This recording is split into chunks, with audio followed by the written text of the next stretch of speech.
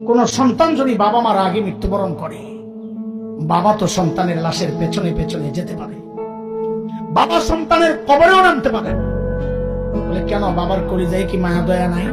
আচ্ছা, বাবাও চিৎকার করে করে কান্না করবে, কিন্তু বাবাকে আল্লাহ ওই শক্তি সামর্থ্য মনোবল দিয়েছেন, বাবা সন্তানকে দাফন করে শোয়া কান্না করতে করতে উপরে উঠতে পারবেন, ওই শক্তি আল্লাহ বাবা দিয়েছেন।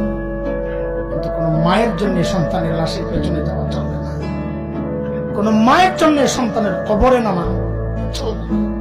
কেন, দুনিয়ায় এমন কোন মা নাই যে সন্তানকে দাফন করার জন্য কবরে নেমে সন্তানকে শোয়া দিয়া ওই মা আবার সুস্থ অবস্থায় উপরে উঠবেন, এমন কোন মা নাই। সন্তানদের শোয়া নিজ লাশ হইয়া শুয়া পড়বে। এরে ভাই, একটু জানতে চাই, এই যে মার কলিজা এত দরদ, এত মমতা, এত মায়ার ভালোবাসা, কারণটা কি বলেন তো? মা আমার দুই চোখের এক চোখ বানাইছেন সেই জন্যে, মা আমার একটা কান বানাইছেন সেই জন্যে, মা আমার একটা হাত বানাইছেন সেই জন্যে। আচ্ছা, একবারে বলে ফেলেন না, মা আমার শরীরের কি বানাইছেন? কি বানাইছে বলেন, বলেন কি বানাইছে? কিছুই বানান নাই, কিছুই বানান নাই।